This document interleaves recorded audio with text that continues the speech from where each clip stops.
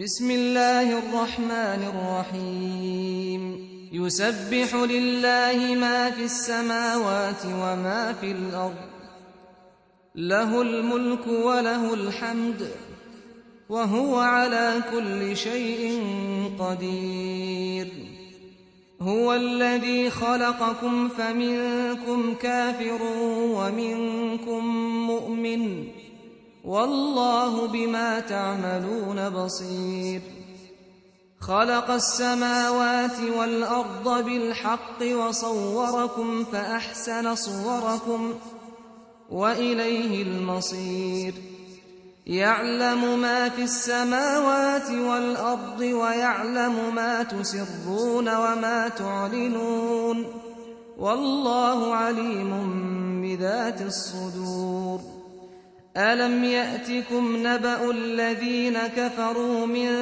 قبل فذاقوا وبال أمرهم ولهم عذاب أليم ذلك بأنه كانت تأتيهم رسلهم بالبينات فقالوا أبشر يهدوننا فكفروا وتولوا واستغنى الله والله غني حميد زعم الذين كفروا أن لن يبعثوا قل بلى وربي لتبعثن ثم لتنبؤن بما عملتم وذلك على الله يسير فآمنوا بالله ورسوله والنور الذي أنزلنا والله بما تعملون خبير يوم يجمعكم ليوم الجمع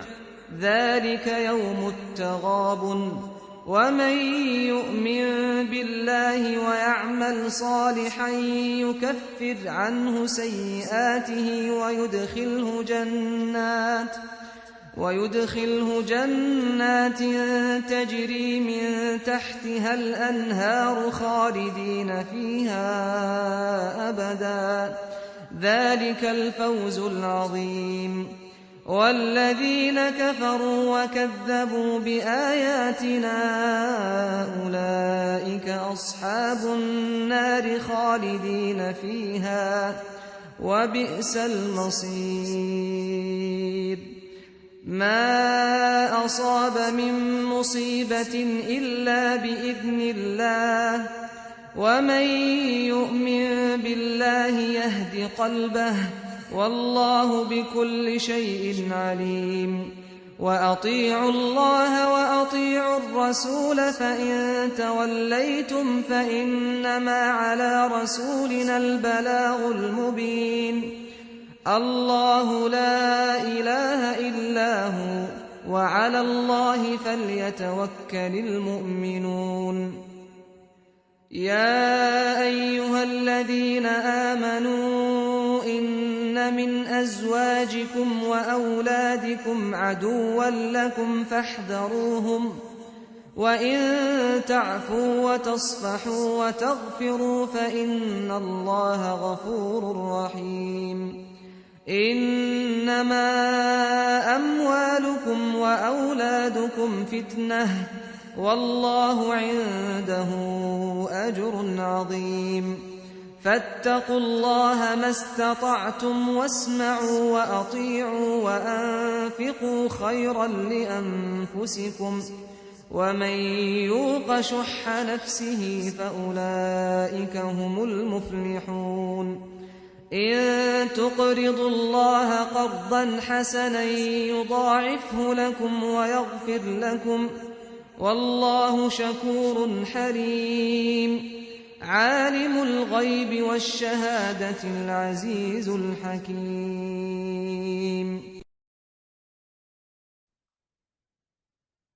بسم الله الرحمن الرحيم الحمد لله رب العالمين والصلاة والسلام على أشرف المرسلين سيد الأولين والآخرين سيدنا وحبيبنا وشفيعنا ونبينا ومولانا محمد وعلى آله وصحبه أجمعين ورضي الله تبارك وتعالى عن قطب العارفين وإمام الصديقين مولانا أبي العباس أحمد بن محمد التجاني وخلفائه المهتدين أهل الطريقة الفائزين الرابحين وجميع المسلمين آمين يا رب العالمين أما بعد. Donc, après avoir formulé les louanges à Allah subhanahu wa ta'ala et adressé les prières et salutations sur le noble prophète Sayyidina Muhammad alayhi salatu wassalam. Donc, Inch'Allah, aujourd'hui, on va continuer là où on était par rapport à la sourate At-Taghabun. Donc, c'est la sourate de la grande perte ou bien de la manifestation de l'offense, de l'injustice, du manque à gagner. Donc, comme on avait vu, cela provient d'Al-Ghabn. On avait fait une introduction donc, par rapport à cette sourate et on en a parlé par rapport à l'importance de la vie, par rapport à la grande perte que subiront les gens, surtout les mécréants, le jour de la résurrection. En tout cas, qu'ils vont constater par eux-mêmes. Mais aussi par les pervers, bien sûr. On avait parlé aussi du tasbih, si je ne m'abuse, les glorifications, et donc l'importance de cela, non seulement aussi, donc pourquoi aussi qu'Allah l'a cité et en a parlé au début de la sourate, et on va en reparler tout à l'heure, Inch'Allah ta'ala. Donc Allah subhanahu wa ta'ala dit, A'udhu billahi minash shaitanir rajim, Bismillahir rahmanir rahim. Yusabbihu lillahi, yusabbihu ne cessera de glorifier. Donc, glorifie en permanence lillahi à Allah, pour Allah. Ma fi samawati, tout ce dont fi samawati est sur les cieux. Wama et tout ce qui est, donc tout ce qui est fi samawati dans les cieux. Wama et tout ce qui est fil ardi dans la terre. Si je ne m'abuse, un jour on s'est appesanti, on a parlé de pourquoi Allah subhanahu wa ta'ala fait usage de ce terme-là quand il dit fil ardi, dans la terre. Et il ne dit pas alal ardi, sur terre.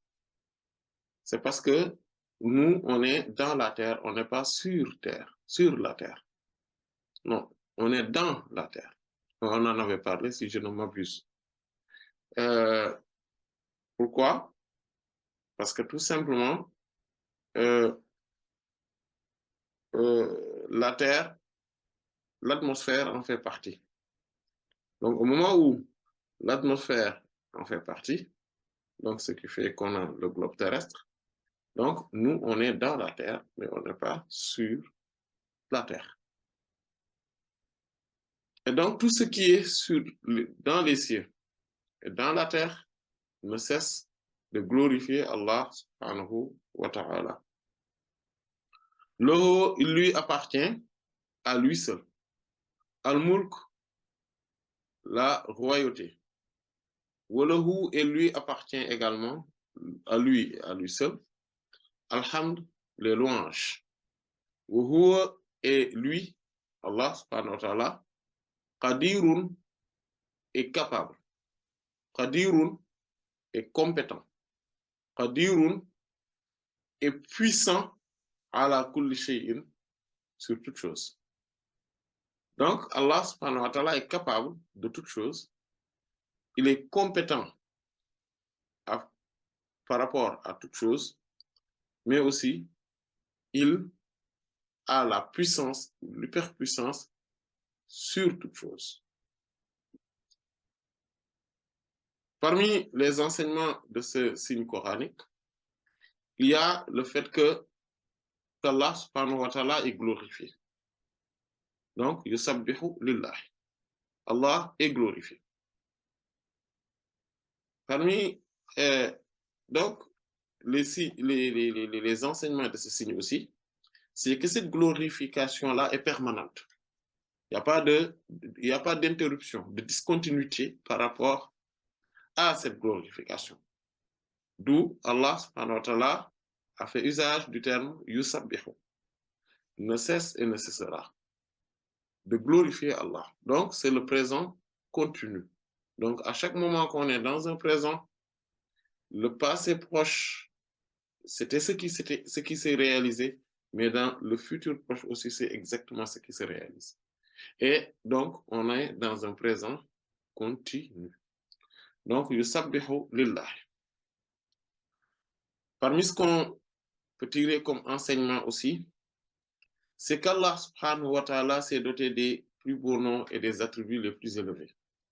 Car quand on dit la glorification, c'est-à-dire tasbih, c'est donc le substantif, tasbih, c'est le fait donc de témoigner le fait qu'Allah subhanahu wa ta'ala est exempt et éloigné de toute forme d'imperfection. De toute forme d'imperfection. Voilà. Donc, il y a cette forme de transcendance, comme Allah, c'est ce qu'on va dire, qu'Allah subhanahu wa ta'ala transcende toute forme d'imperfection. Et mieux, il transcende toute forme de perfection créationnelle. C'est-à-dire, toute forme de perfection qui convient aux créatures, Allah subhanahu wa ta'ala transcende cela. Donc, il est éloigné de tout cela. Et donc, à partir de ce moment-là, Allah subhanahu wa ta'ala, on sait que c'est qui s'est doté des plus beaux noms et des attributs les plus élevés. Donc, ce qui sont les attributs de la perfection, mais de la perfection absolue. On le comprend d'où? Car yusabbihu lillah, ne cesse de glorifier Allah. Si une question, voilà, subsiste. Pourquoi Allah subhanahu wa ta'ala est glorifié autant? Il est glorifié partout, dans les cieux et dans la terre.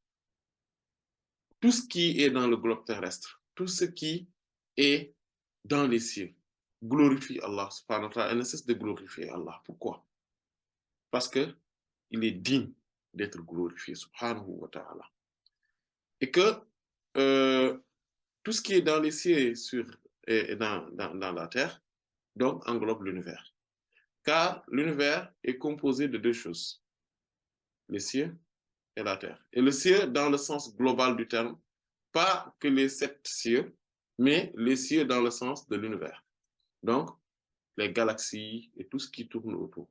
On en avait parlé aussi, ça je me rappelle. Au début de la sourate Al-Buruj, on a parlé de l'agencement, d'accord, des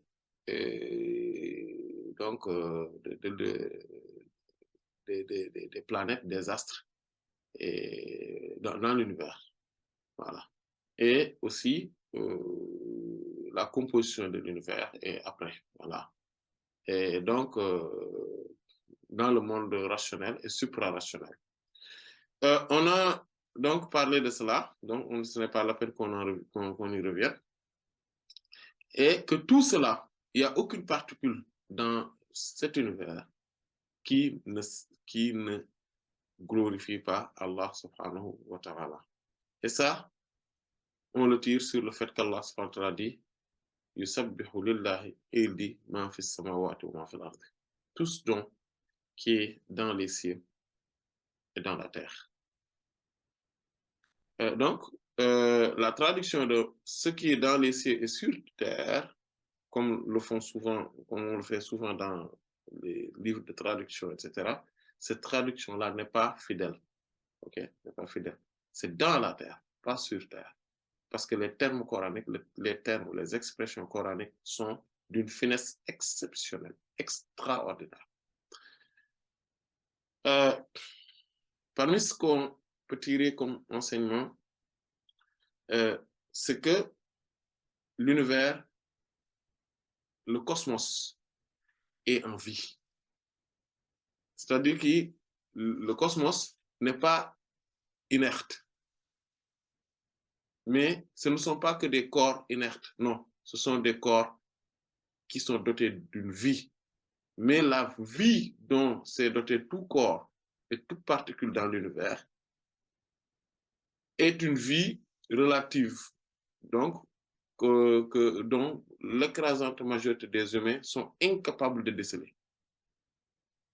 Et qu'est-ce qui nous montre qu'ils sont en vie? Car Allah subhanahu wa ta'ala nous dit qu'ils glorifient, ils parlent. Et la parole, c'est l'attribut, c'est un des attributs des vivants. Le mort ne parle pas, n'a pas d'expression. Donc cette expression de glorification et donc du fait de baigner en permanence dans les noms d'Allah subhanahu wa ta'ala, les attributs, c'est ça qui constitue leur vie. Et Allah subhanahu wa ta'ala l'a dit dans un autre signe coranique, il dit wa im min shay'in illa yusabbihu bihamdihi walakin la tafqahuna tasbihahum. Et il y a rien, min shay'in, il y a rien, strictement rien, sans qu'il ne cesse d'être dans la glorification par les louanges d'Allah subhanahu wa ta'ala. Vous voyez, donc la forme de glorification s'effectue à travers les louanges. Donc, le fait d'attester qu'Allah subhanahu wa ta'ala s'est doté des plus beaux noms et des attributs les plus élevés et dans la plénitude de la perfection. C'est ça, donc, les louanges. Et que cela, ces attributs d'Allah subhanahu wa ta'ala, avec leur pluralité et leur beauté exceptionnelle, sont choisis par Allah subhanahu wa ta'ala. Allah n'a pas ses attributs, ne s'est pas doté de ses attributs les plus élevés en agissant de la manière la plus parfaite, avec sagesse et perfection dans toutes les circonstances, parce que tout simplement, c'est naturel. Non, ce n'est pas naturel. Ni il n'est pas également obligé, contraint d'avoir ses attributs.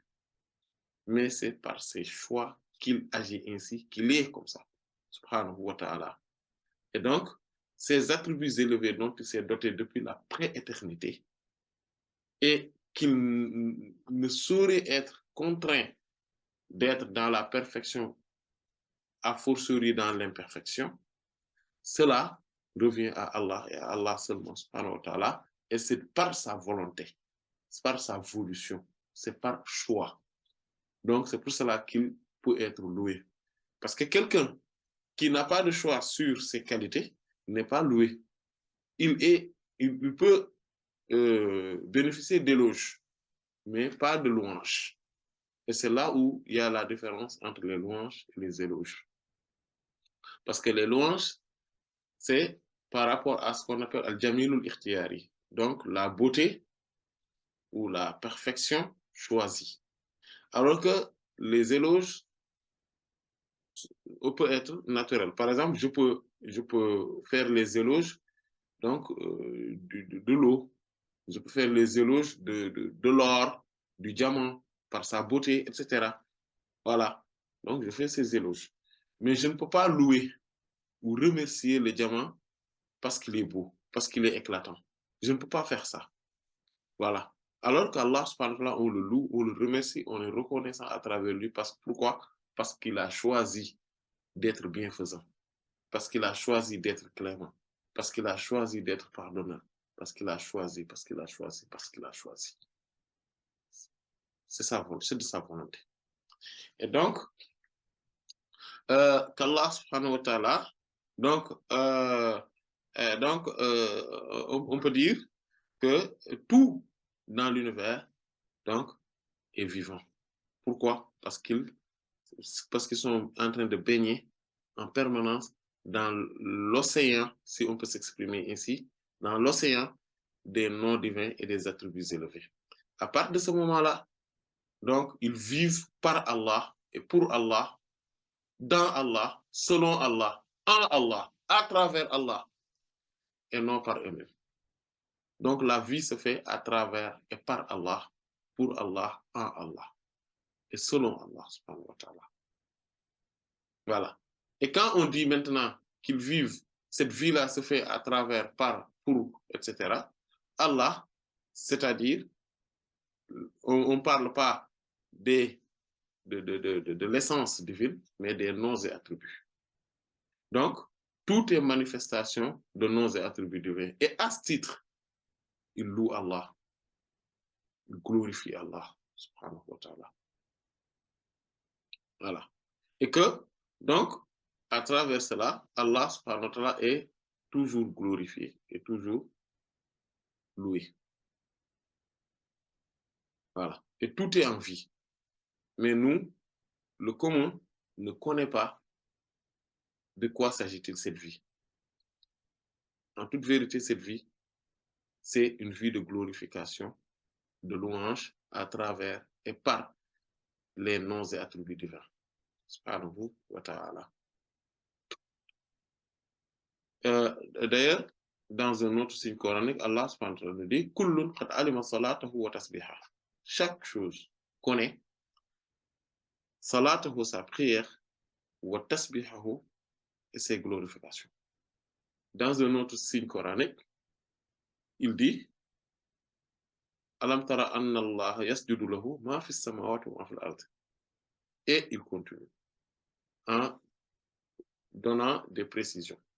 Allah subhanahu wa ta'ala nous dit dans ce signe coranique, ne vois-tu pas qu'Allah subhanahu wa ta'ala se prosterne tout ce qui est dans les cieux et dans la terre, tout se prosterne pour Allah, strictement et exclusivement, en permanence. Or, la prosternation, c'est un acte, et un acte délibéré, qui se fait parce que cela montre l'avilissement, aussi le rabaissement devant Allah subhanahu wa ta'ala. Et donc, ce qui signifie que tout est en vie également. Donc, il n'y a rien qui est inerte, sans vie. Ça n'existe pas. Cela n'est pas une vérité réelle. Non, c'est une vérité subjective, le fait que les choses soient inertes. Quand on dit quelque chose est inerte, c'est par rapport au monde animal ou par rapport au monde végétal. Mais rien n'est inerte, tout est en vie. Parmi ce qu'on peut tirer comme enseignement de ce noble signe coranique, c'est que les cieux sont multiples et séparés, mais que la terre, étant cette terre, est unique aussi. C'est-à-dire que tout est dans la seule terre et que toutes les terres sont concentrées dedans. Pourquoi? Parce qu'à chaque fois qu'Allah subhanahu wa ta'ala cite les cieux en les mettant au pluriel, à côté il met la terre au singulier. Donc ce qui veut dire que les terres sont dans la terre. Voilà. Dans le globe se concentrent toutes les terres. Comme on l'avait vu, on en avait parlé, il y a une terre zahirique, c'est-à-dire exotérique, externe, visible, palpable, tangible, et 6 autres terres qui sont batiniques, c'est-à-dire intériorisées, internes, cachées, ésotériques.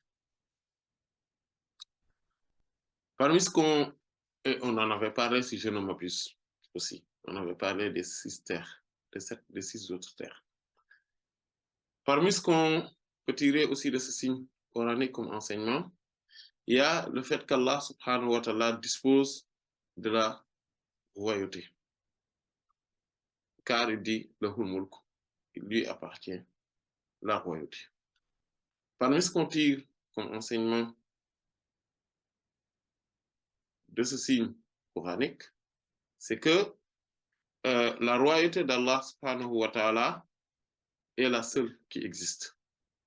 Car il a dit le mulk, il lui appartient. En fait, s'il aurait dit al mulk lahu, la royauté lui appartient, ce serait, on pourrait dire qu'il a la royauté qui lui appartient, mais qui est la plus grande, et que les autres royautés existent également. Mais non, il a dit le mulk, c'est-à-dire le hu est devant, pour dire qu'il lui appartient et à lui seul, et à personne d'autre, à rien d'autre. Donc la royauté lui appartient et lui est exclusif. Donc cette royauté d'Allah subhanahu wa ta'ala, c'est son grand empire qui englobe les cieux et la terre, qui englobe l'univers, qui englobe le monde visible et l'invisible, qui englobe le monde du commandement et le monde de la création, Alamul Amr et Alamul Khalq. Et donc, qui embrasse.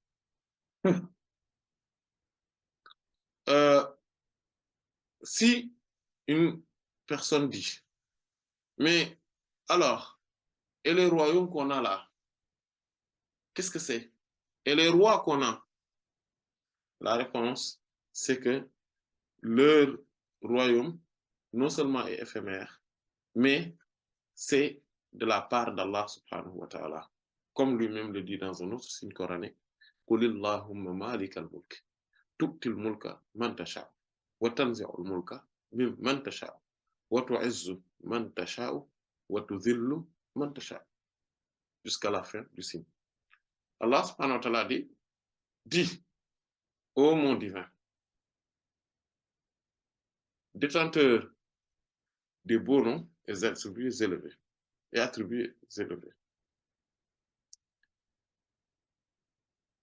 c'est toi le détenteur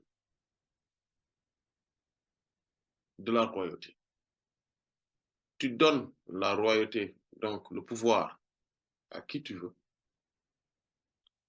Donc c'est lui qui le donne. Tu donnes le pouvoir à qui tu veux, la royauté, les royaumes, à qui tu veux. Et tu extirpes. Voilà.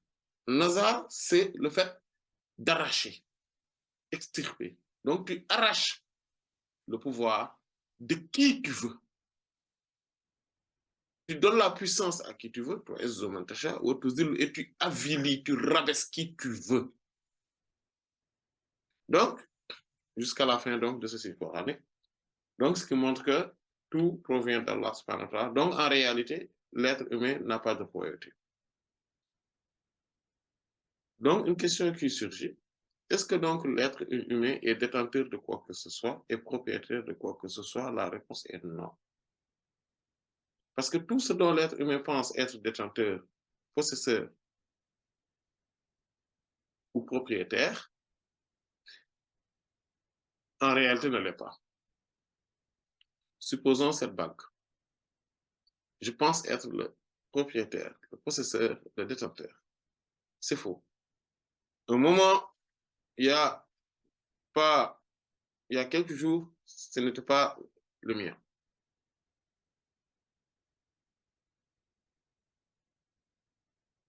Et il y aura un temps, ce ne sera plus le mien. Allah subhanahu wa ta'ala l'a mis à ma disposition, mais ce n'est pas le mien. Il l'a mis à ma disposition. Cela n'empêche pas que d'autres personnes, qu'Allah subhanahu wa ta'ala le prenne de moi et le mette à la disposition d'autrui. Ou bien tout simplement, à un moment donné, il l'égare.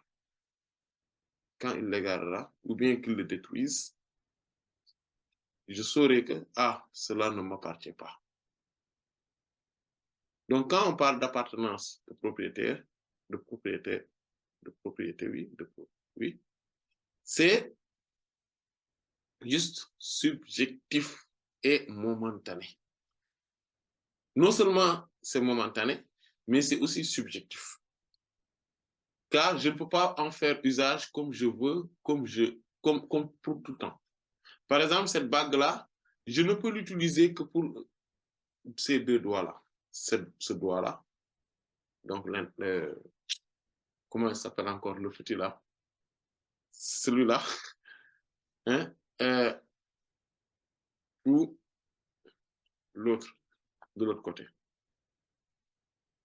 Non seulement je ne peux pas l'utiliser pour tous les doigts, je ne peux pas, mais aussi je ne peux pas en faire ce que je veux.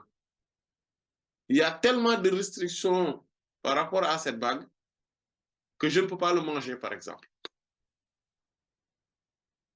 Même si ça tenterait certains baïds, bien sûr. Mais cela est impossible. Donc, je n'ai pas le pouvoir là-dessus, un pouvoir total. Or, Allah subhanahu wa ta'ala en a un pouvoir total.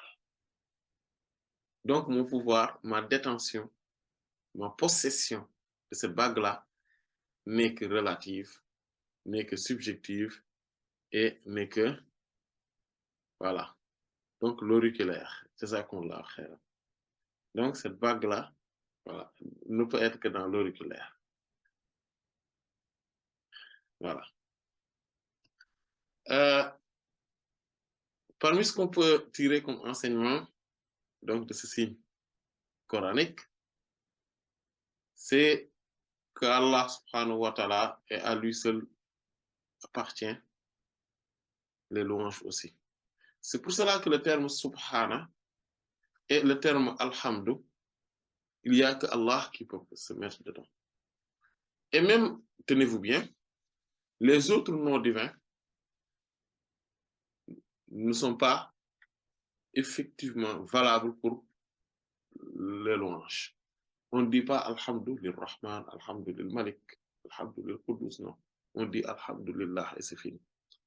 Car les louanges, c'est quelque chose d'extrêmement exceptionnel et élevé pour appartenir ou pour que cela puisse être attribué à autrui, à autre parmi les noms divins, a fortiori à une créature.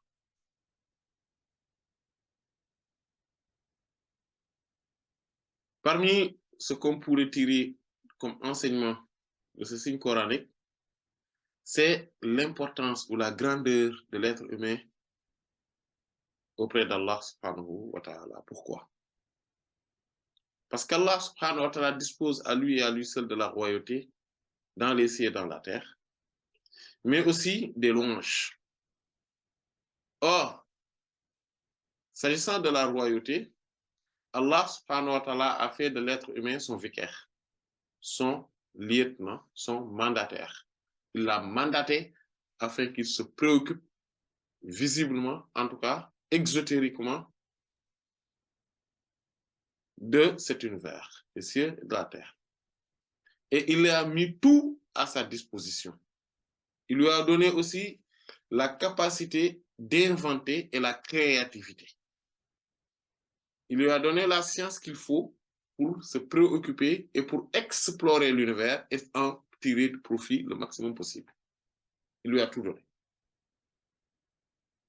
Et il lui a donné à lui seul.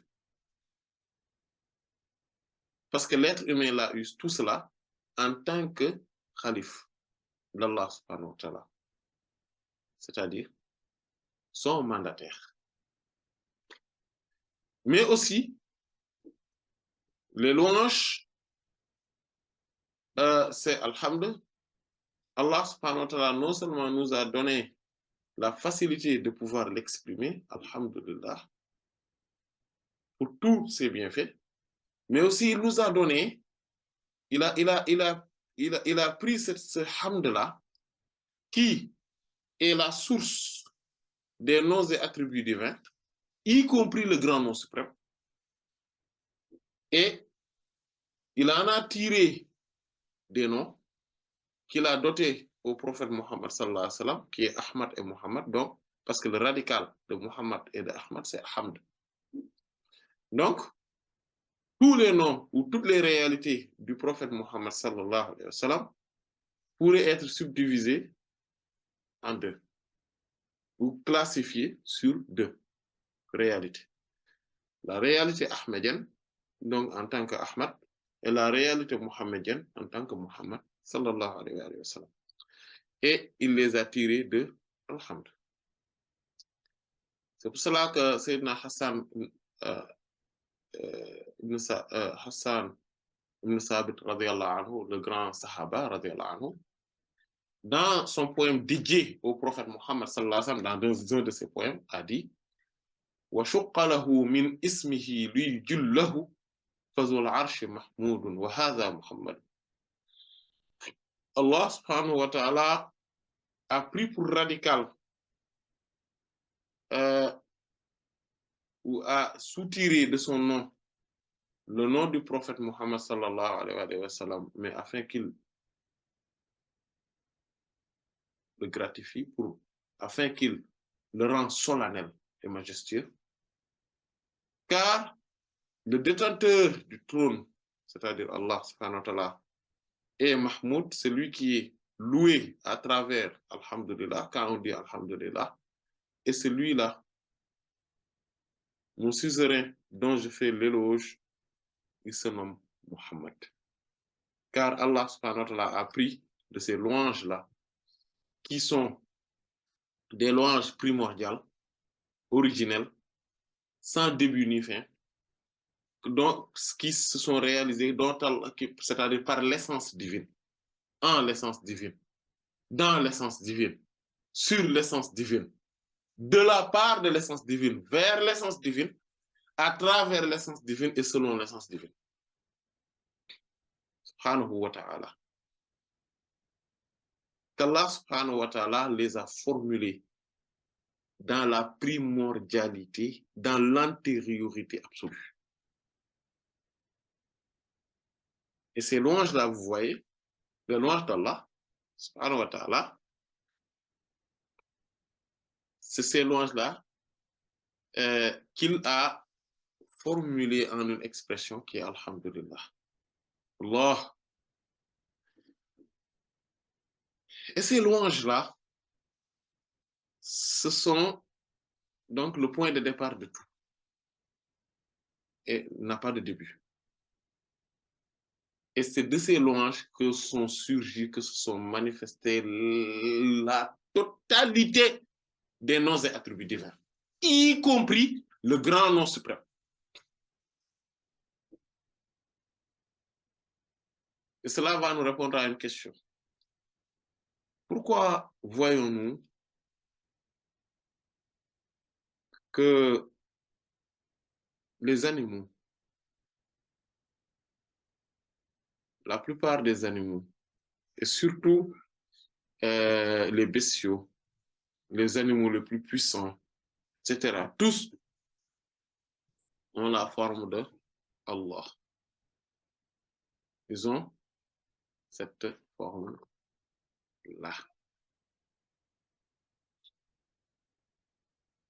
Voilà. Ils ont cette forme-là. Allah. La tête, donc les pieds, ils sont à l'envers. Hein. Les quatre pattes, souvent, donc avec donc, la colonne vertébrale. Et d'ailleurs, tout ce qu'on peut dire après, et la queue. Et la queue, si vous regardez la queue, elle est molle. Elle n'est pas solide comme les autres membres. Et pourtant, c'est ce qui tient l'équilibre, car c'est le alif. Elle est molle parce que aussi le alif est isolé, donc par rapport aux autres membres. Mais, dis donc, Allah, qui est le nom suprême, le grand nom, et que tous les autres noms sont des noms d'Allah, pourquoi les animaux ont cette forme-là? Et que l'être humain, lui, a une forme plutôt qui provient de Hamd, c'est-à-dire de Muhammad, la tête, donc le tronc, avec la colonne vertébrale, la poitrine, etc., ou bien les mains. Donc, le ventre ou la partie génitale et les pieds. Pourquoi l'être humain a la forme de Muhammad alors que les animaux ont la forme d'Allah? Allah n'est-il pas plus grand? Si. Mais sauf que les louanges, c'est des louanges que surgit le nom même Allah. Et tous les autres noms, et même les noms les plus cachés, les plus intériorisés d'Allah, proviennent des louanges primordiales. D'où l'être humain qui est le grand mandataire, qui est le mandataire d'Allah, subhanahu wa ta'ala, son lieutenant, son vicaire, a la forme la plus noble. Et la preuve que l'être humain a la forme la plus noble, c'est que, quelle que soit la beauté de toute forme d'animal ou d'existence sur l'univers, dans l'univers, on ne voit pas d'être humain qui souhaiterait avoir cette forme-là. Les êtres humains n'envisagent jamais et n'ont pas envie de se substituer, c'est-à-dire de quitter leur corps d'humain pour avoir une forme de quiconque parmi les autres êtres. Cela montre que le portrait humain est plus beau et le plus parfait de tous les portraits. C'est une preuve claire. D'ailleurs, ceux qui font de la chirurgie esthétique, vont s'identifier à d'autres êtres humains pour modifier leur apparence. Mais non, mais ils ne s'identifient à aucun autre être pour modifier leur apparence. Non. Et d'ailleurs, tous ceux qui font semblant ou bien qui ont une forme, qui essaient de transformer ou bien de faire des tatouages, etc., pour ressembler à un animal que ce soit ou à un autre être que ce soit, vous voyez, ce sont des gens qui sont marginalisés dans la société, qui seront un peu mal vus et voilà. Donc, cela montre que l'être humain a la forme la plus parfaite. Parmi les enseignements de ce signe coranique, c'est qu'Allah subhanahu wa ta'ala est le tout-puissant et il est capable et il a une compétence sur tout. On le tire d'où? Car Allah a dit wa huwa ala kulli shay'in qadir. Il est absolument capable, il est absolument compétent, il est absolument puissant sur tout et pour tout. Ala kulli shay'in. Ala, c'est un harf, donc c'est une particule qui signifie la domination. Voilà. Il a une domination sur tout. Subhanahu wa ta'ala. Une question surgit d'elle-même. Si Allah subhanahu wa ta'ala est capable de tout, il est puissant sur tout, il a la compétence de tout, est-ce qu'il est assez puissant pour existencier un autre être qui lui ressemble parfaitement? La réponse est que cet attribut de Al-Qudra, donc de la puissance, de la compétence et de cette capacité, de la capacité, c'est Al-Qudra, concerne, donc muta'alliqun bil mumkinat, concerne des choses plausibles, concerne seulement les choses qui sont éventuelles, contingentes, plausibles, possibles. Qu'est-ce que cela voudrait dire? Cela voudrait dire qu'il y a trois types de choses, trois types. Il y a l'existant, donc, dont l'existence est obligatoire, ce qu'on appelle al-wajib, wajib wujud, al-wajib. L'existence est évidente, donc c'est quelque chose qui est naturel, évident, normal, et que l'inexistence est impossible. Et ça, c'est Allah, et Allah seulement. Il y a ce qu'on appelle al-mustahilat, les choses impossibles. Les choses impossibles dont la raison n'accepte pas son existence. C'est quoi? C'est quelqu'un qui ressemble à Allah. Ça, c'est impossible. Comme quoi? Comme le fait que qu'il y ait quelqu'un qui ait une force capable de résister à Allah. Ça, c'est impossible. Etc. Il y a des choses qui sont impossibles. Voilà. Comme quoi? Comme par exemple, le fait d'être la mère de sa mère. C'est impossible. Quand on est la maman d'une fille, cette fille-là ne peut pas revenir pour être sa propre maman. Ça, c'est impossible. Ça, ce sont des choses qui sont dans l'impossibilité. Allah subhanahu wa ta'ala les a mis dans ce qu'on appelle Hadratul Adam, c'est-à-dire la présence du néant. Tout ce qui est impossible est dans cette présence-là. C'est Allah qui a choisi de les mettre là-bas, de faire que ces choses sont impossibles. Il y a Hadratul Wujub, la présence de l'obligation, donc, c'est-à-dire que de l'évidence donc de ce dont l'inexistence est impossible, c'est ce qu'on appelle Hadratul Wujub. Et entre les deux, il y a ce qu'on appelle Hadratul Imkan, la présence du possible. Donc, c'est ça qu'on appelle Jaiz dans le langage des théologiens. Ils l'appellent Jaiz. Donc, ce qui est possible, éventuel, contingent.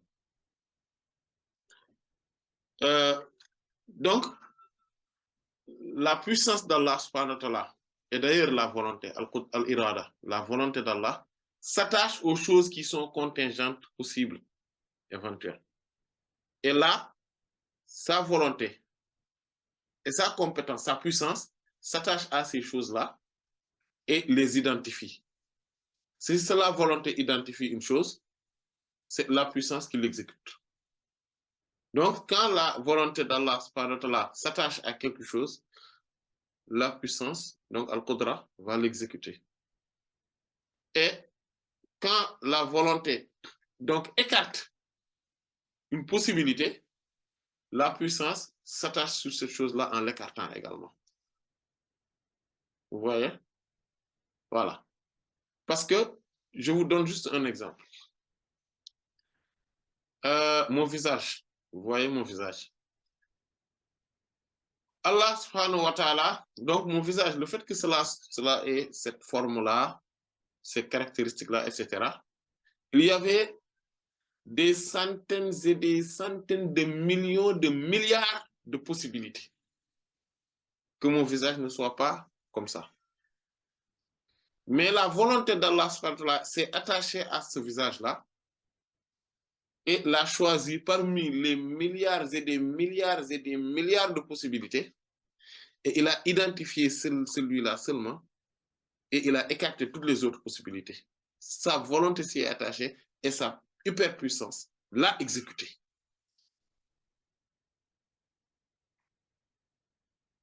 Voilà. Mais ça s'attache à la possibilité. Parce que le fait que moi, j'ai ce visage-là, c'est une des possibilités parmi les milliards et les milliards de possibilités. Si Allah l'aurait voulu, je n'aurais pas ce visage-là, j'aurais un autre visage. Et je serais la même personne. Je n'aurais pas la couleur de cette peau-là, mais j'aurais une autre couleur de peau. Je n'aurais pas parlé les langues que je suis en train de parler, mais je parlerai d'autres langues. Ou bien ne parlerai même pas une, tout simplement. Mais la volonté d'Allah s'est attachée à tout ça et a identifié des choses spécifiques, les a spécifiées pour moi et que la volonté d'Allah et que la puissance d'Allah aussi les a exécutées. Donc, l'inexistence d'Allah ou son existence ne dépendent pas de la puissance ou de la volonté d'Allah. Parce que ce sont des choses obligatoires. L'existence d'Allah est obligatoire. L'inexistence d'Allah est impossible. Donc, la volonté ou la puissance ne s'y attache pas. Voilà. On va s'arrêter là.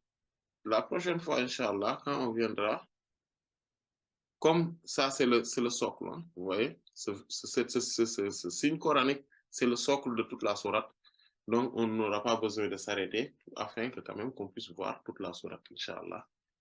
Et donc, on va s'arrêter là. Si bien évidemment, il n'y a pas de questions, Inch'Allah, on va s'arrêter là. Allah en sait davantage. Wallahu ta'ala alam wa sallallahu ala sayyidina Muhammad wa ala alihi wa sahbihi ajma'in. Subhana rabbika rabbil izzati amma yasifun wa salamun ala al-mursalin walhamdulillahi rabbil alamin. D'accord, bismillah. Oui, Thierry, une question sur les... Est-ce que vous pouvez revenir sur le nombre des cieux et de la terre, en fait, sur le fait qu'il y ait une terre sur le plan exotérique, et si autre sur le plan ésotérique. Oui, oui, je pense que vous aviez traité cette question, mais je la trouve un peu complexe. Parce que, ouais, exactement. Voilà, le septième, on en avait parlé. Et c'était clair, je pense, non? Le septième. Oui, oui, je pense que c'était clair. Oui, c'est la Terre qui était un peu ambiguë, peut-être. Voilà, exactement.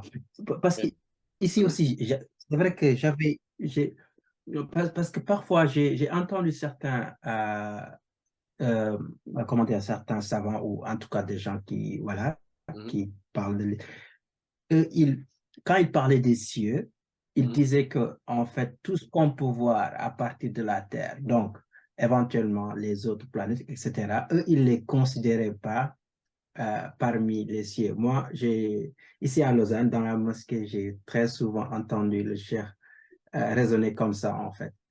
Et, et je pense que d'après nous, ce qu'on a vu dans ce cours, ce n'est pas peut-être oui, la direction. Voilà. Ouais, Et en fait, donc, eux, ils oui, disaient oui, oui, oui, continuez, oui. oui, oui, donc oui, je disais que ils disaient qu'en fait, le premier ciel, c'est pas quelque chose que l'on peut voir. Donc, par définition, ce n'est pas quelque chose que même les télescopes ou tout ça pourraient voir. Donc, ils excluent de facto tous les autres, en tout cas, astres qu'on connaît, quoi, et qu'on sait observer d'ici. Donc, pour eux, c'est tout. Voilà, dans cette présentation-là, c'était ça, en fait. Donc, le ciel ne serait inaccessible. Euh, le premier ciel dont on parle. Et je pense que nous, on a vu quelque chose de différent ici. Oui, effectivement. Effectivement. C'est un avis qui est compréhensible. Pourquoi? Parce que vous savez, la science de tout ce qui tourne autour de cette nature et tout ce qui tourne autour du cosmos, c'est la science des connaissants gnostiques. Ce n'est pas la science du commun des savants. Et ce qui fait que la plupart des savants n'ont pas un aspect concret ou clair, ils n'ont pas de visibilité par rapport à tout cela. Et ce qui fait cela, euh, c'est que vous savez, les sciences sont subdivisibles, sont subdivisibles.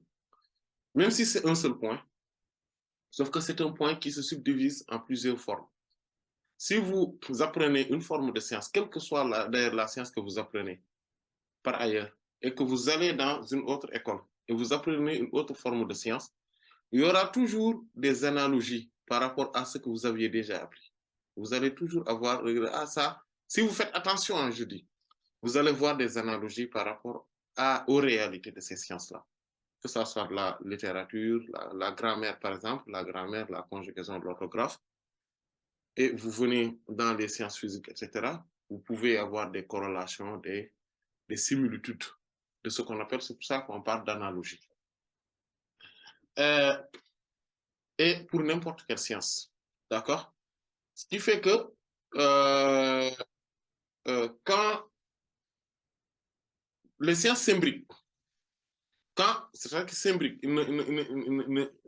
quand, par exemple, quelqu'un apprend de la sociologie et l'autre apprend de la géographie, l'autre apprend l'histoire, l'autre apprend le droit, l'autre apprend autre chose, autre forme de science, il y a des similitudes, des choses en fait, s'imbriquent. Le fait d'être talentueux sur l'une des sciences va vous donner toujours un avantage quand vous préoccupez d'une autre forme de science. Voilà. Et ce qui fait que c'est comme une pyramide. Plus la base est grande, la science c'est ça. Plus la base est grande, plus le sommet est élevé. Et plus on est pointu. D'accord? Ce qui fait que quand le commun des savants, le commun des savants, eux, ils ne savent que ils n'ont de la science que le volet exotérique. À partir de ce moment-là, ils sont sur certains sujets qui sont batiniques, qui sont ésotériques, sur certains sujets ésotériques, ils sont dans une connaissance superficielle. Et c'est normal. Ce n'est pas une tare, ce n'est pas un défaut, mais c'est parce que tout simplement, ils n'ont pas approfondi certains domaines. C'est comme aussi quand on est dans les sciences physiques et qu'on n'a pas approfondi l'astronomie, ok?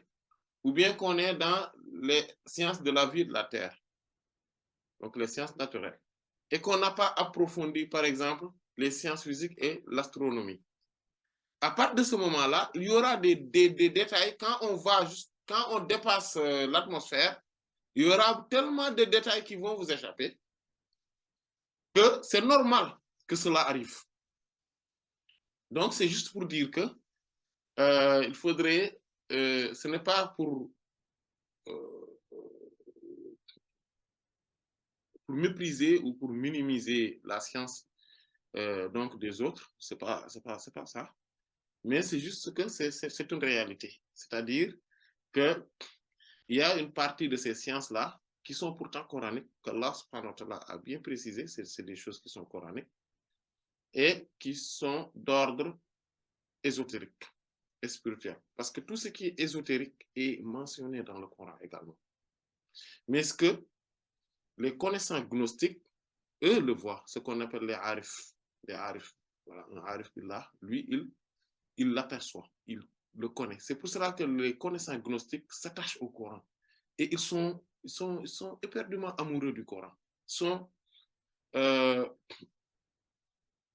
sont obsédés par le Coran. Pourquoi? Parce que ils voient dans le Coran tout le temps des choses, non seulement qui approfondissent leur visibilité et leur vision dans le monde ésotérique, dans les sphères de la spiritualité. C'est de la même manière que quand un médecin lit le Coran, il voit des choses que le commun, c'est-à-dire quelqu'un qui n'est pas médecin, ne voit pas.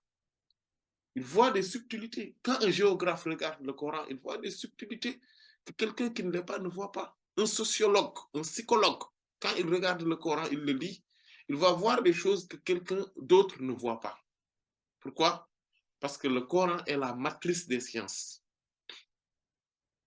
Voilà. Et que tout scientifique, tout connaissant, tout savant va en tirer des connaissances tellement profondes et subtiles, mais par rapport à la science dont il s'occupe, dont il se préoccupe. Ceci dit, les cieux, effectivement, sont comme nous l'avons énuméré. Parce que cette énumération, cette précision ne relève pas de sciences exotériques. Cela est de l'ordre ésotérique. Voilà. Et ça, c'est Allah subhanahu wa ta'ala qui dote de cette science-là qui il veut. Yu'tul hikmata man yasha. Il donne cette sagesse fine dans la compréhension et la profondeur de la science à qui il veut. Wa man yu'tal hikmata faqad utiya khayran kathira. C'est ce que Allah a dit. Celui à qui Allah a donné cette forme de science-là, il lui a vraiment gratifié, il lui a vraiment favorisé de grands bienfaits incommensurables. Donc c'est comme ça, c'est ainsi que c'est. Ce dont on avait décrit, et par rapport à la correspondance même au jour de la semaine, etc., c'est ainsi que les choses sont faites. Le prophète sallallahu alayhi wa sallam a fait ce voyage nocturne-là. Et plus on est imprégné dans l'esprit mohammedien, on est imprégné, et donc son cœur est attaché à cette réalité mohammedienne, on découvre également des choses dans ces sphères de la spiritualité. Car le prophète sallallahu alayhi wa sallam a fait ce voyage nocturne-là, il a rencontré les prophètes alayhi wa sallam dans les cieux, etc. Et voyez-vous aussi que ces cieux-là dont on parle, où se trouve par exemple Sayyidina Adam alayhi salam dans le premier ciel, Sayyidina Isa et Sayyidina Yahya alayhi salam dans le deuxième ciel, Sayyidina Yusuf dans le troisième ciel, Sayyidina Idris dans le quatrième ciel,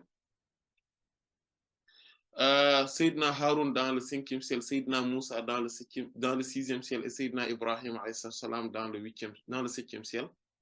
Et tout ça, et qu'après, il y a le Sidratul Muntaha, et là où se trouve même le paradis, Jannatul Ma'wa, comme le Coran l'a si bien dit, tout ça, c'est des hadiths et le Coran.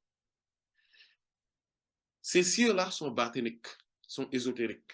C'est-à-dire, même aujourd'hui, quelles que soient les sondes qu'on puisse envoyer, même si l'être humain, l'homme, par,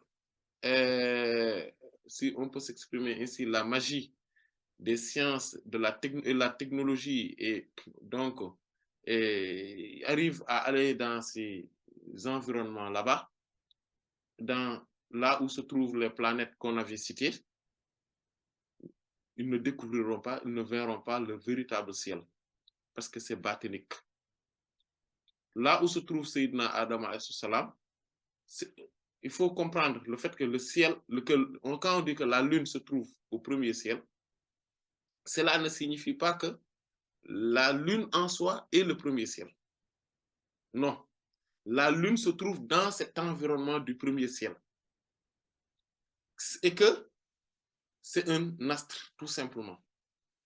Mais qui est dans un espace englobant des volets exotériques et ésotériques incommensurables, inimaginables, insoupçonnables. Et dans ces environnements-là, il y a Sayyidina Adam alayhi salam qui est là-bas. C'est ce que cela veut dire. Mais si quelqu'un qui va là où se trouve la lune et il regarde les environs, il ne verra pas Sayyidina Adam alayhi salam, ne vous en faites pas. D'accord? Ça aussi, il faudrait le comprendre ainsi. Donc, c'est important de comprendre cette chose-là. Maintenant, revenons sur Terre. Et quand on verra l'exemple de la Terre, on pourrait comprendre l'exemple donc des cieux. La Terre, Allah subhanahu wa ta'ala l'a créée sous une forme sphérique, ovoïdale. OK? Et il y a mis 71% comme Alif Lam Mim d'eau. 71%. Parce que Alif Lam Mim, c'est 71. Et 29% comme le nombre de sourates où se trouve de quoi? Les lettres inaugurales du Coran. Les lettres lumineuses. Se trouve dans 29 sourates. Et la 29e sourate, Al-Ankabut, est aussi également une quoi? Un renouvellement. Donc, c'est un autre cycle coranique. Voilà. C'est pour ça que les cycles coraniques commencent par Alif Lam Mim. Vous voyez? La Baqara, après au 29e sourate. Donc, c'est comme le calendrier lunaire.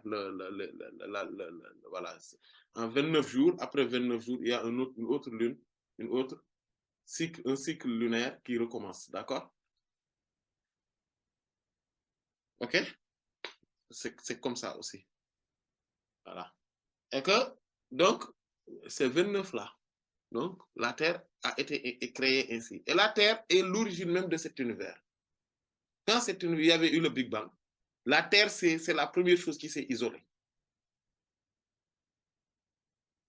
C'est que, à partir même de la Terre, qu'Allah subhanahu wa ta'ala a existencié ce Big Bang-là. C'est à partir de là où se trouve la Kaaba que tout s'est dissocié au départ. C'est le point du bas de la basmala. Tout. Mais pas une dislocation. Quand le Coran utilise le terme, il dit il dit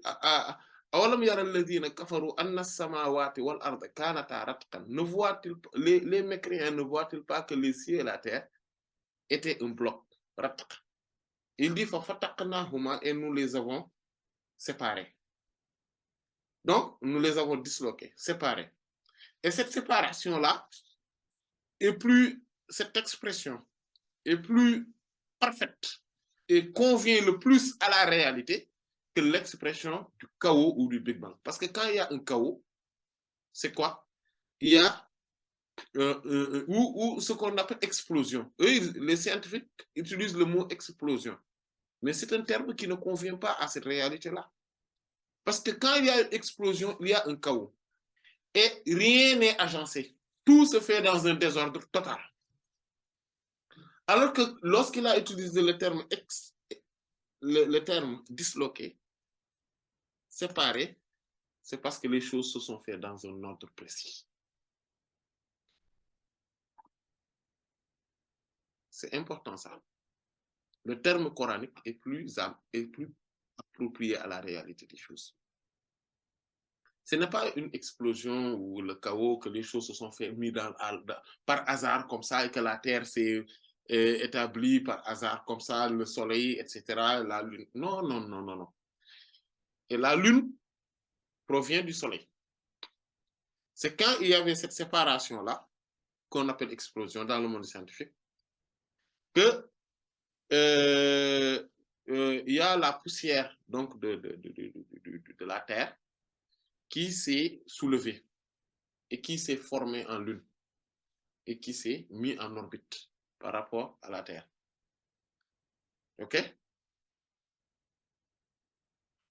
Et donc, il s'est positionné dans le premier ciel. Et les autres cieux se sont formés. Et les autres cieux se sont formés. Ainsi.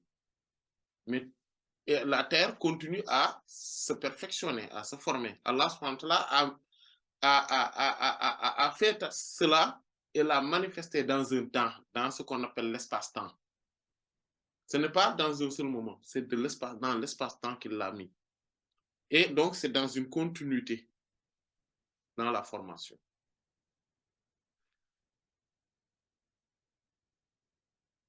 Les cieux et la terre, donc les cieux se sont positionnés et Allah les a établis. Il les a agencés. Voilà. Sab'an tibaqan, comme il a dit. Sab'an, donc qui sont 7, et tibaqan qui sont dans des niveaux, qui sont nivelés. Sab'an tibaqan. Et la terre s'est formée donc, qui est l'origine, en fait, la terre. C'est pour cela que la vie est sur terre. Et le calife, le grand, les mandataires d'Allah résident sur terre. Les prophètes, le corps, réside sur terre. Et c'est de cette terre-là qu'on nous a créés, comme il l'a dit, et c'est dedans qu'on va retourner. Et de cette terre-là qu'on va vous sortir, on va vous faire sortir encore une autre fois. Le jour de la résurrection se passera ici sur terre. C'est ici, on va se lever des tombes, ici. On ne va pas se lever des tombes d'ailleurs, hein. C'est ici, c'est dans nos tombes là, qu'on nous a mis là. C'est de là qu'on va se lever pour aller au rassemblement. Et le rassemblement se fera ici même, sur terre, au Cham. Donc, c'est en Palestine, Syrie, Jordanie. C'est dans cette terre-là, là-bas, où il y aura une grande terre, un grand espace, où qu'Allah va aménager là-bas. Et c'est là où se passera le jour de la résurrection. Les gens vont tous se lever pour partir là-bas.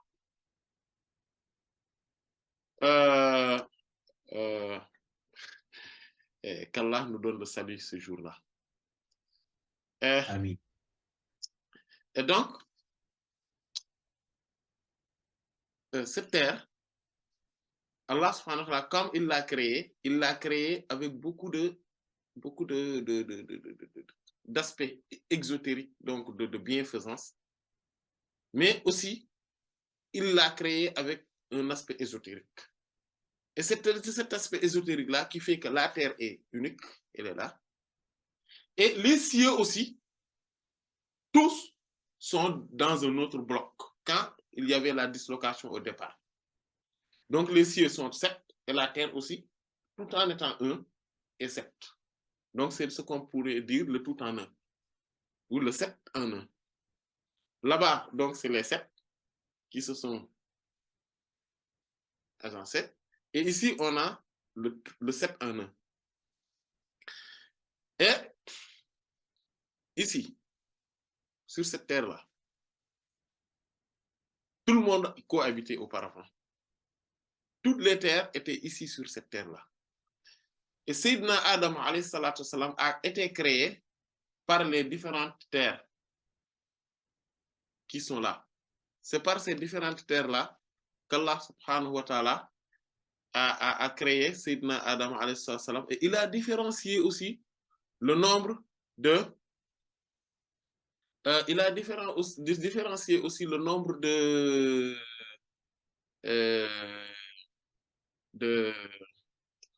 terre donc de sable, de forme de sable, et de leur couleur également. Voilà. Et de leur couleur également. Et quand il créa Adam, il le créa donc à partir donc des échantillons de toute terre. Il a envoyé des anges pour qu'ils les regroupent. Et il a envoyé aussi les anges pour qu'ils les regroupent à partir de différents cours d'eau. De différents cours d'eau aussi. Voilà. Et quand Allah subhanahu wa ta'ala a fait cela, comme lui-même, il l'a dit hein, dans la sourate Al-Fatir, donc en parlant donc de la terre et que il y en a que ومن الجبال quand il dit ومن الجبال جدد بيض وحمر مختلف ألوانها كذلك, voilà. C'est Allah subhanahu wa ta'ala a créé donc à partir donc des terres, de différentes terres, l'être humain, mais aussi c'est comme ça qu'il a créé aussi donc au minal jibali, parmi les montagnes il y a juradun bidun, il y a donc des parties qui sont blanches, donc des contrées très blanches, wa humrun juradun bidun wa humrun, et aussi qui sont rouges, donc il y a des terres qui sont rougeâtres, mukhtalifun alwanuha, donc qui aussi sont de diverses couleurs. Donc il y a les rouges, mais aussi parmi toutes ceci, il y a différentes couleurs sur terre. Et dit wa gharabi usud, il y en a des terres qui sont vraiment noirâtres, extrêmement noirâtres donc. Et quand il dit wa minan nasi wad dawabi wal an'ami mukhtalifan alwanuhu kadhalik. Et parmi les humains, et donc ceux qui circulent sur terre, et les bestiaux, tout ce qui circule sur terre et les bestiaux également, il dit mukhtalifun alwanuhu kadhalik. C'est ainsi qu'ils sont aussi différenciés dans leur couleur, de leur apparence également. Donc c'est comme ça qu'Allah subhanahu wa ta'ala a créé les choses. Voilà. Et donc ces différentes cours d'eau également ont des différentes saveurs, différentes couleurs par rapport à leur, bien sûr, à la terre dans la terre dont ils sont, etc. Et il a envoyé les anges, ils ont tout regroupé et ils ont formé, Allah subhanahu wa ta'ala en a formé donc le corps adamique, Sayyidina Adam alayhi salatu wassalam. Je suis en train de répondre à votre question, ce n'est pas un détour que je fais, c'est que je veux que ça soit explicite. Et vous allez m'excuser aussi de la longueur de l'exposé. Hein. Voilà. Et donc, et après, bon, ceux qui ne peuvent pas rester aussi peuvent disposer. Hein. Voilà. Et donc, Allah subhanahu wa ta'ala a créé, a pétri Sayyidina Adam à travers cela. Voilà. Tous les arbres que vous voyez qui sont cités dans le Coran, comme les dattes, al-nakhl, comme az-zaytoun, les olives, etc. Tout ça, c'est parce que ils ont été des parties de terre dont on a créé Sayyidina Adam alayhi salam, et que de ces parties de terre-là, ces arbres-là ont eu à pousser. Donc, ils ont une certaine forme d'honorabilité qui font qu'ils soient cités dans le Coran. Et lorsque Sayyidina Adam a été créé ainsi, donc, Allah subhanahu wa ta'ala lui a donné la forme mohammedienne. Parce que l'esprit mohammedien qui est à l'origine de tout, l'esprit de Sayyidina Muhammad, qui est à l'origine de tout, a cette forme-là. Et que cet esprit-là, donc, le corps, en fait, le corps, c'est l'ombre de l'esprit. En réalité, le corps est l'ombre de l'esprit. Et que, donc, l'ombre a la forme de ce dont il est son ombre. Et donc, le corps mohammedien, le corps, ce corps-là, Allah lui a donné à Sayyidina Adam alayhi salam et lui a insufflé l'esprit mohammedien, qui est l'esprit d'Allah en soi. C'est ce qu'il dit que je lui ai insufflé mon esprit. Il dit mon esprit, parce que c'est l'esprit mohammedien qui est l'esprit divin. Et cet esprit-là, donc Sayyidina Adam a vécu à cause de ça et il a donné des enfants. Il a donné naissance à des enfants qui vont avoir donc ce corps-là. Donc nous tous, nous sommes venus de là. Donc une partie de Sayyidina Adam se retrouve toujours en nous et en chacun de parmi nous. C'est pour ça qu'on lui ressemble, qu'on le ressemble. Il y a tout, donc, ok. Donc, il y a tout, donc il y a une ressemblance entre nous et lui. D'accord? Par conséquent, dans cette vie-là, il y a une multitude d'animaux aussi qui ont été créés de terre et d'argile, d'eau aussi. Mais Allah subhanahu wa ta'ala, à partir de ce moment-là, à un moment donné, il a fait de la terre, donc une habitation où tout le monde se rencontrait. Il y avait les djinns, il y avait des anges, il y a des anges toujours d'ailleurs, et des djinns toujours. Il y a beaucoup d'animaux sur terre, mais il y avait aussi d'autres types d'êtres humains qu'on appelait, qui s'appellent par exemple Ya'juj et Ma'juj, donc Gog et Magog. D'accord? C'est des espèces humaines spécifiques, qui ont un caractère spécifique et qui sont très nocifs, et qui sont la majorité des humains. Ils sont l'écrasante majorité des humains. C'est comme si vous voyez, comme le prophète a dit, sallallahu alayhi wa sallam, leur nombre comparé au nombre des autres humains, c'est quoi? C'est un bœuf qui est blanc, et qu'il y a un poil noir. Vous voyez le nombre d'autres poils blancs là? Ou bien un bœuf qui est tout noir et qui a un poil qui est blanc. C'est cette comparaison-là, c'est de cet ordre-là, c'est de cette proportionnalité-là qu'il existe que les Ya'juj et Ma'juj sont beaucoup plus nombreux que les autres êtres humains. Mais comme c'est des gaspilleurs, c'est des corrupteurs, c'est des gens qui sont d'une nocivité exceptionnelle, extraordinaire, Allah subhanahu wa ta'ala les a dissociés. Donc, il les a mis quelque part ailleurs. Et c'était à l'époque de Zulkarnaini que c'est pour ça que Zulkarnaini, comme Allah subhanahu wa ta'ala dit, il a séparé Ya'juj et Ma'juj des autres. Ok? Des autres humains. Mais ils sont tellement nombreux que le jour où ils vont réapparaître sur terre, ils vont réapparaître à l'arrivée de Sayyidina Isa, comme le dit le prophète sallallahu alayhi wa sallam. Vous savez qu'est-ce qu'ils vont faire? Quand ils vont apparaître, il dit qu'il n'y a personne qui peut les contenir. Personne. Ils vont inonder le monde. Il n'y a que Allah subhanahu wa ta'ala qui est capable de les anéantir. Même le prophète Isa avec son armée puissante qui ont détruit Dajjal, ils ont éliminé beaucoup de gens. Et ils ont rétabli l'ordre sur terre. Même avec lui, ils ne peuvent pas les contenir. Donc, ils vont aller sur une montagne, comme le dit le prophète sallallahu alayhi wa sallam, et Allah va envoyer un vent qui va les anéantir parce qu'ils l'auraient respiré. Et donc, Ya'juj et Ma'juj sont dans une autre terre, parce qu'Allah subhanahu wa ta'ala a mis un pont entre le volet exotérique, donc qui est apparente de cette terre-là, et l'autre partie où se trouve Ya'juj et Ma'juj. Et c'est Zulqarnaini, alayhi salam, donc qui a construit, donc comme Allah subhanahu wa ta'ala le dit dans la sourate Al-Kahf, dans la sourate 18, à la fin. Il a parlé de ça.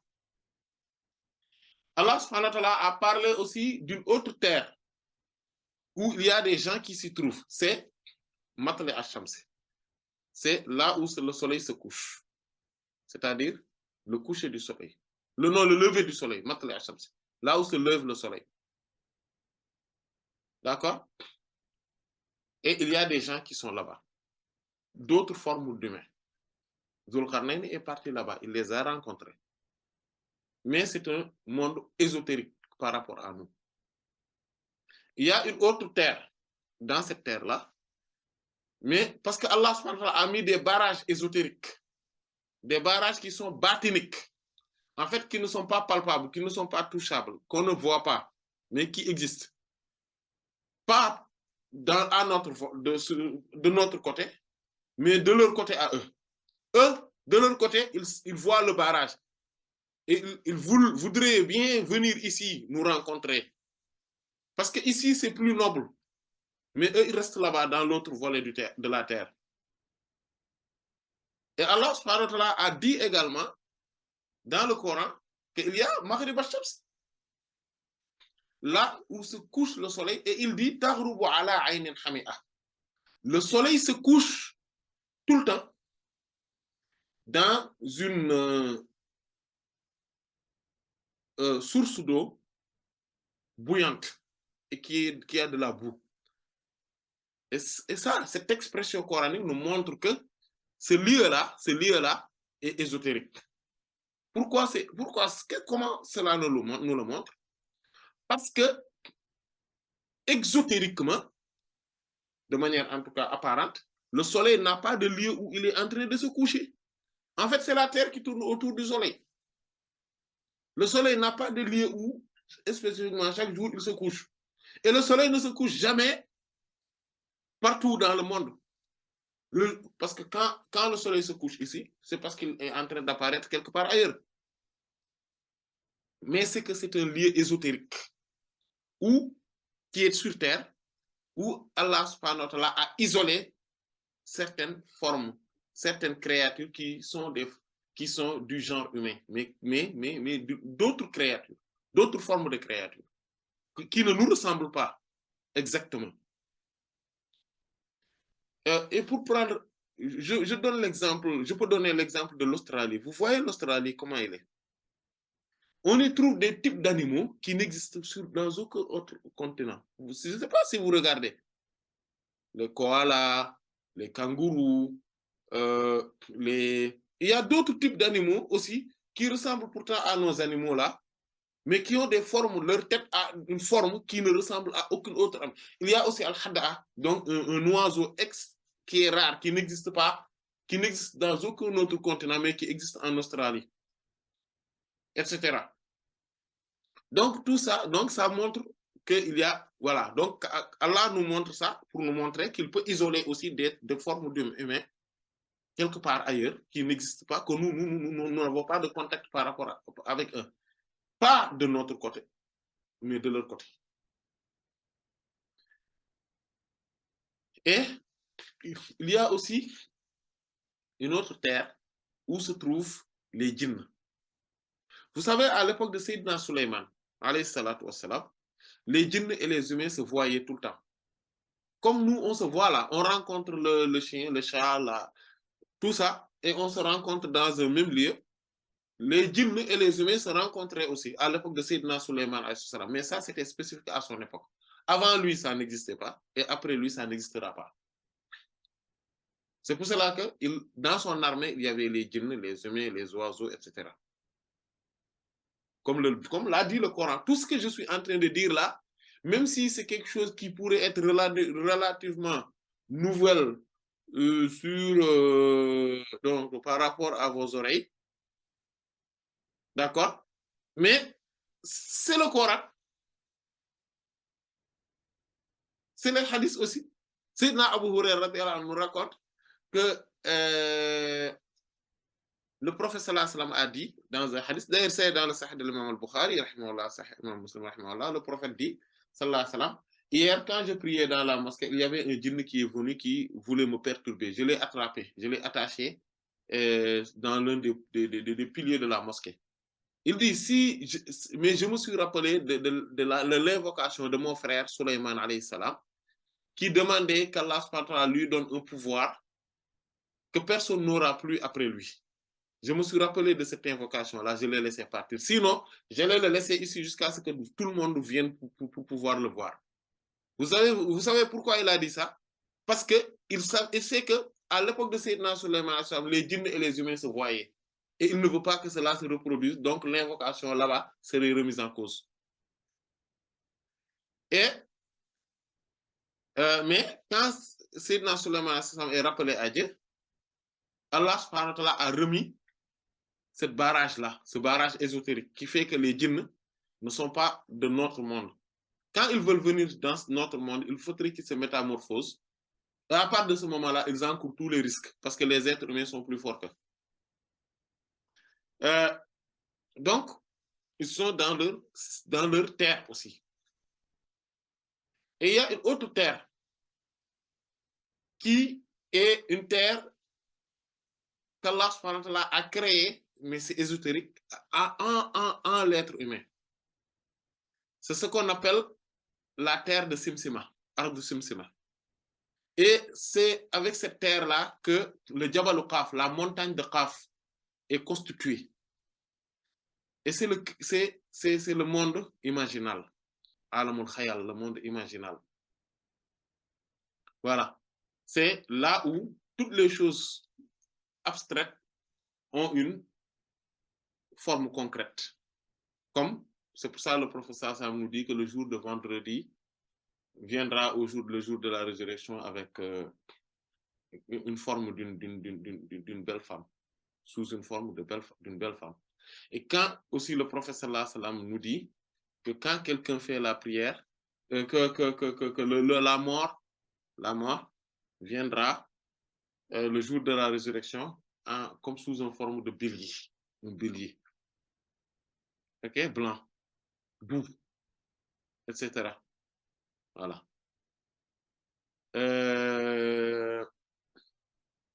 Etc. Donc, on voit nettement voilà, des choses qui sont abstraites et qui vont avoir une réalité concrète.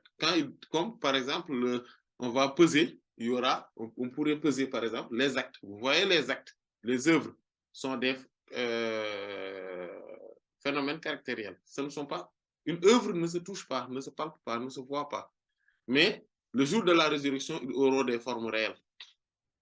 Parce que c'est dans ce monde-là. OK? Comme par exemple, le professeur Sam nous dit, celui qui fait les ablutions, les péchés vont tomber à chaque fois avec la goutte d'eau. Vous voyez? Donc, quand les péchés, normalement, ce n'est pas matériel. Mais avec les ablutions, les péchés tombent. Donc, tout ça, ça montre que... donc, c'est dans cet aspect-là. Donc, parce que c'est dans un monde imaginal. Et c'est là où les gens rentrent aussi, on l'appelle Alamul Misal, le monde des symboles. Pourquoi? Parce que quand les gens dorment, par exemple, ils rentrent avec leur cœur, ils peuvent rentrer dans ce monde-là. C'est pour cela que les gens font des rêves et qui deviennent réalité. C'est pour cela qu'ils voient en rêve des symboles et qui ont une signification. Après, il faut connaître le monde des rêves. Donc, il faut être quelqu'un de très imprégné dans ce monde-là pour pouvoir le connaître. C'est pour cela que le prophète sallallahu alayhi wa sallam, lui, dont ce monde imaginal-là et son monde matériel sont pareils, lui dit que il ne dort pas. C'est même quand ses yeux dorment, son cœur, lui, ne dort pas. Voilà. Etc. Donc, ça, c'est un autre monde. Donc, mais c'est une terre qui existe en l'être humain. Il est en l'être humain. Et cette terre, a été créé à partir du restant de la terre dont on a pétri Sayyidina Adam, alayhi salatu salam. C'est pour cela que j'ai parlé aussi du pétrissage de la terre de Sayyidina Adam, alayhi salam. Et donc, celui qui a la capacité, mais par le cœur, à rentrer dans cette terre-là, donc on y rentre par le zikr, par la méditation, par la concentration, par le fait d'être avec Allah subhanahu wa ta'ala, mais aussi dans le sommeil. On rentre dedans, dans cette terre-là. D'accord? Mais sinon, on ne peut pas rentrer dans cette terre-là. Cette terre-là, elle est close. Voilà. Même si c'est un être humain, elle est close. Par rapport, mais c'est batinique. C'est quelque chose de batinique. Voilà. Et c'est cette terre qui est ce qu'on appelle Ardut Tajalli. C'est la terre de la manifestation divine.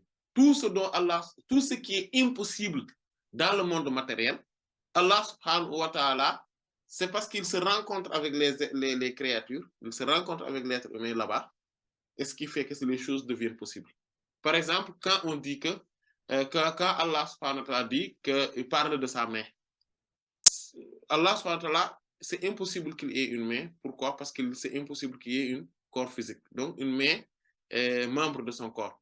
Mais il se manifeste par une main, donc à travers ça, donc un attribut qui s'appelle la main, mais c'est dans cette terre-là. Il se manifeste par exemple, en étant quelqu'un qui descend dans le premier ciel toutes les nuits, ok, et le jour d'Arafat, etc. C'est à travers cette terre-là, Et c'est à travers cette terre-là qu'il se manifeste aussi. Donc, mais ce sont des manifestations, pas de l'essence, mais des attributs divins. Attention, des noms et attributs divins, pas de l'essence. L'essence est sanctifiée, absolue, et voilà, imperceptible, etc. Et donc, à travers cette terre-là, il s'établit harmonieusement sur le trône, etc. Donc, tout ça, ce sont des choses qui, matériellement, normalement, impossibles auprès d'Allah subhanahu wa ta'ala, mais Allah subhanahu wa ta'ala se manifeste donc au cœur de l'être humain à travers cette terre-là. Donc, qu'on appelle Khayal. Donc, et là, on a les terres. Donc, on a la terre là, on a la terre de Yajuj et de Majuj, on a la terre où le soleil se lève, on a la terre où le soleil se couche, on a la terre des djinns, on a la terre de Khayal, et on a les terres, on a les terres maintenant qui sont imperceptibles à l'être humain. Voilà. Et qu'Allah subhanahu wa ta'ala, donc c'est quoi? C'est une autre montagne qui s'appelle Sad. Sad, c'est le corps muhammadien. Donc, quand on a cette terre-là, voilà, et Allah en sait davantage. Donc, vous m'excusez de la longueur de l'exposé, mais j'espère que j'ai été plus clair aujourd'hui que qu'avant. Allah en sait davantage. Wallahu ta'ala a'lam wa sallallahu ala sayyidina Muhammadin wa ala alihi wa sahbihi ajma'in. Subhana rabbika rabbil izzati amma yasifun wa salamun ala al-mursalin walhamdulillahi rabbil alamin.